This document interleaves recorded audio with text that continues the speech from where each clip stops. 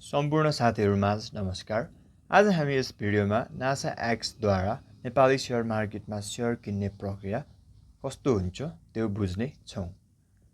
सर्वप्रथम हजुरले आफ्नो नासा एक्स अकाउन्टमा कोल्याटरल जम्मा गर्नुपर्ने हुन्छ। यदि हजुरलाई कोल्याटरल डिपोजिट गर्न आउँदैन भने हाम्रो यस च्यानलमा पनि हेर्न सक्नुहुन्छ। हेर्नुहोला है त। कोल्याटरल डिपोजिट गरिसकेपछि अर्डरमा क्लिक गर्नुहोस्।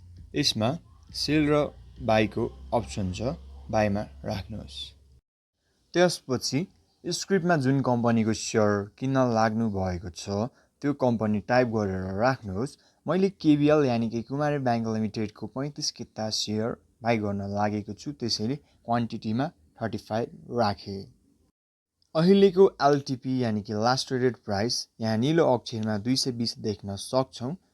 मैले एलटीपी मै प्राइस सेट गरे अनि बाईमा क्लिक गरेर अर्डर प्लेस गरे। बाईमा क्लिक गरेर अर्डर प्लेस गरे।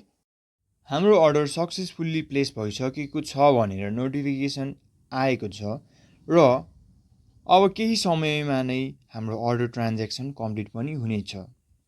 अर्डर गरेको ट्रान्ज्याक्सन चाहिँ कम्प्लिट भयो कि भएन भनेर हेर्नको निमित्त रिपोर्टमा गएर अर्डर बुकमा क्लिक गर्नुहोस्। क्लिक गरिसकेपछि यहाँ अर्डर बुकमा स्ट्याटस हेर्नुहोस्। यहाँ कम्प्लिट देखाइरहेको छ। यसको अर्थ चाहिँ हामीले बाई गरेको शेयर बाई भइसक्यो।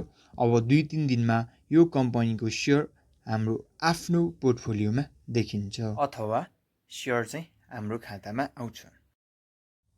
आजको भिडियोमा यति नै। भिडियो कस्तो लाग्यो कमेन्ट गर्नुहोस्।